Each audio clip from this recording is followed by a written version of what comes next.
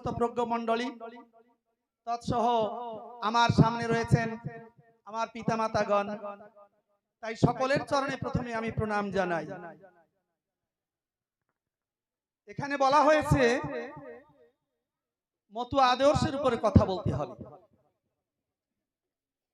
শ্রী শ্রী হরিলীলামৃত, শ্রী শ্রী গুরুচাঁদ চরিত, শ্রী শ্রী হরি গুরুচাঁদ চরিত্র সুধা এবং সোনার মানুষ গোপাল সাধু তৎকালীন দিনের লেখা। আপনারা সকলেই পড়েছেন। অবতারের পুনঃ প্রয়োজন এবং ভাগবত এবং পুরাণ কাহিনী। আমি সবসময় একটা কথা বলতে চাই, সমাজ থেকে সামাজিক কুসংস্কার তাকে দূর করতে হলে কোন ভগবানকে ছোট করা লাগে না। যেমন তারক গোসাই তৎকালীন দিনে লিখেছিলেন এবং আমার ঠাকুরের ভাবাদর্শ যাহা, ত্রেতা যুগে সূর্য বংশে এক বিষ্ণু চতুরাংশে হলো দশরথের নন্দন, দাপরেতে কারাগারে জন্ম বসুদেব ঘরে যশোদার হৃদয় রতন, যোগমায়ার প্রভাবে দেবকীর গর্ভস্রাবে রোহিণী গর্ভেতে আকর্ষণ, যোগমায়ার আকর্ষণে জন্মিলেন বৃন্দাবনে বলরাম নাম শঙ্কর্ষণ। নন্দের নন্দন যেই শচীসুত হইল সেই, নিত্যানন্দ হইল বলরাম, সেই লীলা সম্বরণ খেতর জন্ম ধারণ, নিত্যানন্দ হইল নরোত্তম। এবার তারক গোসাই লিখছেন তারপরে, যশ পুত্র যশ নাম যথা হইল জন্মধাম, পরিলাম লিখিতে আশায়, রসিক সজ্জন বিজ্ঞ দেহ মোরে এই ভাগ্য, মনজ্ঞ নিষ্ফল যেন নয়। মানব কুলে আসিয়ে যশবন্ত সুত হয়ে জন্ম নিল সফলা নগরী, প্রচারিল গুড়াগম্য সূক্ষ্ম সনাতন ধর্ম, জানাইল এই জগত পরি।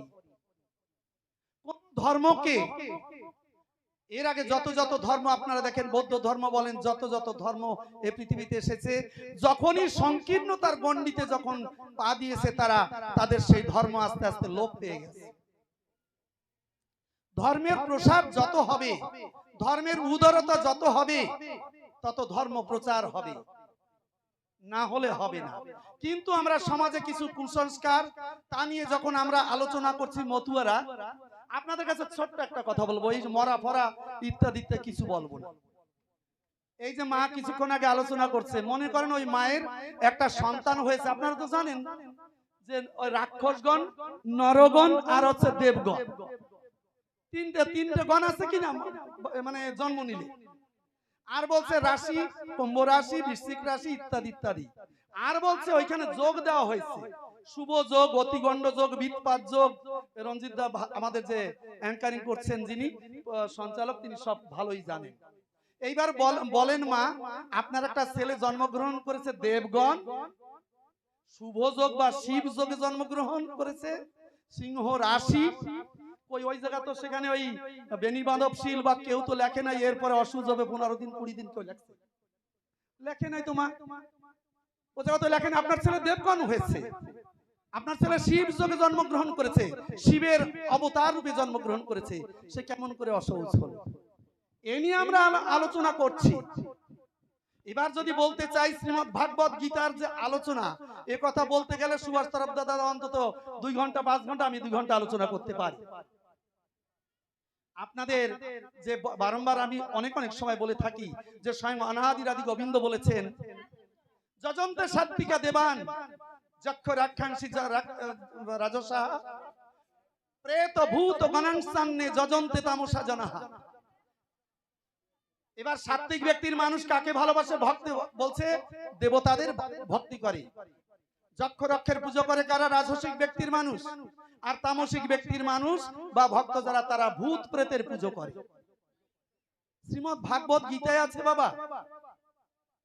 এবার আমরা যারা আলোচনা করতেছি, অন্তত ওই অনাদি আদি গোবিন্দের ভক্ত যারা, আমরাই তো তারা, আমরা এ নিয়ে আলোচনা করছি, যেগুলো সমাজের কিছু কিছু কুসংস্কার দূর করতে হবে। আরো একটি শ্লোকে 17 শ্লোকের 17 অধ্যায়, যেটা হচ্ছে শ্রদ্ধাত্রয় বিভাগ যোগ, বলছে জানতি দেবব্রতা দেবান, হে অর্জুন, যে দেবতাকে পুজো করে দেবপোষকগণ দেবতাকে প্রাপ্ত হয়। ভালো করে শুনবেন কথা। যিনি দেবতাকে ভালোবাসে ভক্তি করে সে দেবলোক প্রাপ্ত হয়। পিতৃম জানতি পিতৃব্রতাহা, পিতা মাতাকে যিনি ভক্তি করেন সে অন্তত পিতৃলোক মাতৃলোক পায়। ভূতানি জানতি ভূতেজ্জা, যারা ভূত প্রেতের পুজো করে অর্জুন তারা ভূত লোক প্রাপ্ত হয়। আর বলছে মদ্ভক্তাহা মজ্জাজিনো হবিমাম, আমার ভক্তগণ আমাকে প্রাপ্ত হয়। শ্রীমদ্ ভাগবত গীতার বাণী বললাম বাবা, এর থেকে বুঝে নিতে হবে। কারণ আবার আমি একটা কথা বলবো সব সময়, এখানে আমরা যারা বসেছি এইখানে 72 নম্বর কয়েকদিন আগে যে আমাদের নামযজ্ঞ হয়েছে বাবা, তোরা সব আমরা এসেছি এখানে। এই কিছুক্ষণ আগেও যে গান গাইছিলেন, যে অশ্বিনী ঠাকুরের গান, সেই গানে সবাই যেন মাতোয়ারা হয়ে গেছি। এর থেকে যেন আমরা দূরে সরে না যাই। আধ্যাত্মিক জগতের কাজ এক, আর সামাজিক ব্যাধিকে দূর করবার জন্য সে আরেকটা কাজের রাস্তা। দুটো রাস্তা দুদিকে চলছে। কিন্তু মনে রাখবেন যে গান যদি এখন সঞ্জয়কে দেওয়া হয়, বিজিতকে দেওয়া হয়, আর কাউকে দেওয়া হয়, দেখা যাবে আর ভক্ত যারা মায়েরা যারা আছে সব খালি হয়ে যাচ্ছে। সুভাষ তরফদার দাদা যে সময় দুটো কথা বলবে সে জায়গায় সে সময় প্রায় লোকই থাকবে না, আমাদের ভক্তরা থাকবে না। এ তো এই পরিস্থিতি হয় না। এই জন্য আপনারা এর সঙ্গে আধ্যাত্মিক জগতের কোনো তুলনা করবেন না, তাহলেই কিন্তু আমাদের এই মতুয়া ধর্ম আস্তে আস্তে সংকীর্ণতার গণ্ডিবদ্ধ হয়ে যাবে। আমরা সকলে চাইবো বিভিন্ন ভাবে বিভিন্ন প্রোগ্রামে বিভিন্ন জায়গায় আমরা যাব, কিন্তু আমাদের আমি যেমন দুই একটি কথা বললাম, সমাজ সংস্কার করতে হবে, সমাজের কাজ করতে হবে, সবাইকে নিয়ে করতে হবে। আপনারা বুঝতে চেষ্টা করেন যে কথাটি এই ছেলের কথাই বললাম, আপনাদের বিবাহ কাজে লেখা আছে, আপনারা পঞ্জিকা পড়ে দেখেন, সেই পঞ্জিকা লেখা আছে আপনারা কেউই দেখেন না। ওতে লেখা আছে যদি বিবাহের পূর্বে ছেলে মেয়ের আগে ম্যারেজ রেজিস্ট্রেশন করাতে হবে। ওটা লেখা নাই, ছেলে মেয়ের বিবাহের আগে ম্যারেজ রেজিস্ট্রেশন কোর্টে করাতে হবে। ওদের আবার ওই ছেলে বা মেয়ের কোন রোগ আছে কিনা, যে থাইলেসিমিয়া রোগ আছে কিনা, অন্যান্য রোগ আছে কিনা, এইডস রোগ হয়েছে কিনা, এগুলো পরীক্ষা নিরীক্ষার দরকার আছে। আর তৃতীয়তে আরেকটা জুড়ে দেওয়া যায়, সেটা মোটামুটি পঞ্জিকায় লেখা নাই, বর্তমান কিডনি পেশেন্ট কিনা ওই ছেলেটা, সেটা অন্তত জুড়ে দেওয়া। ওই তো কি ওই সুগারও আছে কিন্তু এইটা নাই, কিডনি নাই। এবার আমি আমার যে জামাই করব নিশ্চয় করে আগে জানতে হবে তাদের বাড়িতে সত্যি করে আপনারা বলেন ওই আপনার যে ছেলে ওর কি, কারণ 20 বছর 22 বছর ছেলের বর্তমান কিডনি 1%, 2%, 5%। এ হচ্ছে সমাজ সংস্কার, এ হচ্ছে সমাজ সংস্কার। এমনি ভাবে আস্তে আস্তে চলবে। কিন্তু আধ্যাত্মিক জগতে যখন আমরা গান করব তখন কিন্তু ওই যে কথা আমাদের রঞ্জিত দা বলেছেন, আমি আর 2 মিনিট শেষ করব। শেষে লেখা আছে, আর কি আসিবে কবি সাধকের পুণ্য ছবি, মধুগীতি করিবে কি গান, দীন মহানন্দ কয় অসম্ভব কিছু নয়, ইচ্ছা যদি করে ভগবান। এবং শেষ সময়ে আমার অশ্বিনী গোসাইকে যখন তিনি দুরারোগ্য ব্যাধি, দুরারোগ্য তো নয়, যে হোঁচট খেয়ে এমনি ভাবে রোগে তিনি পড়েছিলেন, এটা হচ্ছে যাবার সময়ের কথা। ওনাকে জিজ্ঞেস করা হয়েছিল যে তুমি বলো তোমার শেষ ইচ্ছা কি। অনেক কথা আছে মা, অনেকে বলবেন, আমি আর অত ভেতরে না গিয়ে, তখন তিনি বলেছিলেন অশ্বিনী ঠাকুর যার গান শুনে আমরা চোখের জল ফেলি এবং সেই আধ্যাত্মিক জগতের আপ্লুত হয়ে অষ্টসাত্ত্বিক বিকার হয় আমাদের, সেই গানের থেকে গানের শেষে তিনি বলেছিলেন শেষ সময়, আমার জারিত দেহ রাখিও করিয়া স্নেহ, দেহ যবে হবে লয় নারকেল বাড়ি গায় মহানন্দ পাগলের ধারে, আমার জারিত দেহ রাখিও করিয়া স্নেহ, ওই শান্তি পাবো বসে পরপারে।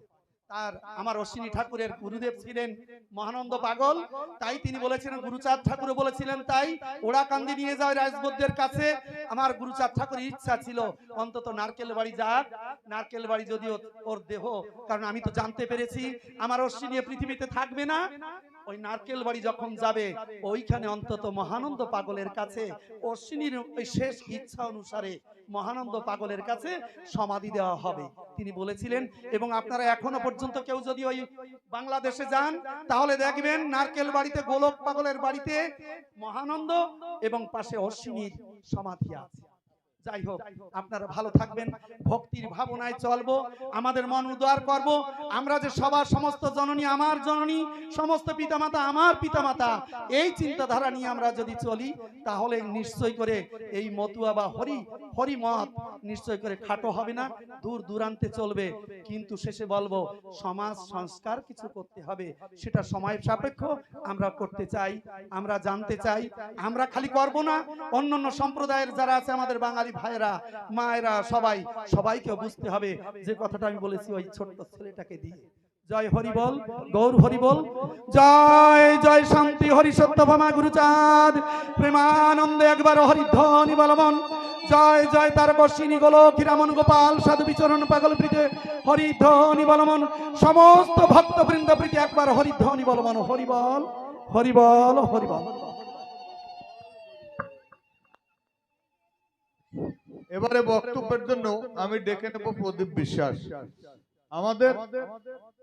আমাদের যে কেন্দ্রীয় হরিচাঁদ সেবা সংঘের সেবাশ্রমের সম্পাদক মহোদয় বললেন, সত্যি শিক্ষা সংস্কারের দরকার আছে, সমাজ সংস্কারেরও দরকার আছে। ওই যে দেবগণ নরগণ কে বললেন, সত্যি কথা।